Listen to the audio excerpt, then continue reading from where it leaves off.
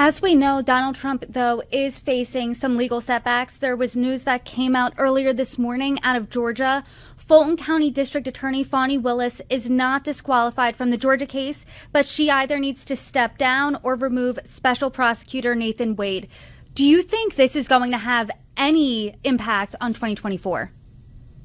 The only impact of these cases will either be to rally voters around Trump because he'll assert that he's a victim, or if a conviction happens, then he has to explain why he's been convicted and why he should still be a candidate for president. If the status quo exists, if these are just charges and they're not found guilty, I don't believe they're going to have much of an impact. You have to see how the cases move forward. And it just, by the way, to describe this is going to be the moment you're going to cut out of this video and send it everywhere, and I'm going to get that crap kicked out of me. I can just imagine the debates right now.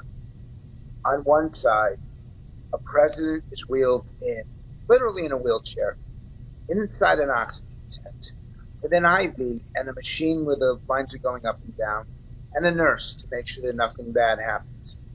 On the other side of the stage, a gentleman's going to be brought in an orange jumpsuit, ankle bracelet, with handcuffs behind his back, and the prison board. And these are going to be our two people debating each other. In a country of 340 million people, we have someone who's been charged with, now it's only 85 felonies, and somebody else who has trouble remembering dates, remembering names, and remembering where he is at any one time. These are our candidates for the most important position on the face of the earth. I just upset everyone by saying this.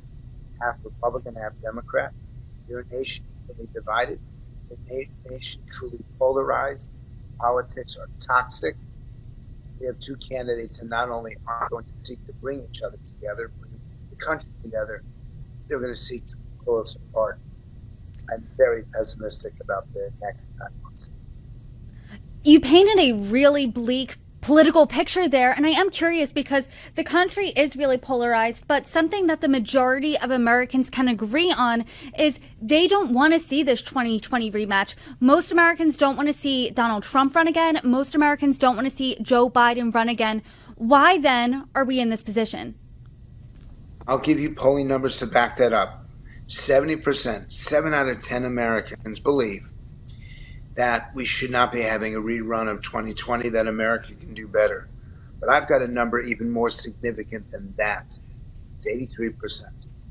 83, more than 4 out of 5 Americans believe this is the most divided this country's been at any time in their life. And those over age 65, the ones who remember the cities burning down, they remember Vietnam. They remember oil embargoes. They remember these horrific protests around the Iraq War. Over 90% of people 65 and above believe that America has never been so divided in their lifetime. These are really challenging times, and we're going into it already distrusting each other, already being skeptical of our political leadership, already giving our institutions the lowest rating at any time in modern times. I know it's bleak. I know it's negative. And I know that people would love to be responsive to me so they can paint this really positive picture and say that I'm a doomsayer. I am a doomsayer. But every once in a while, things are really, really bad. And they're really, really bad right now.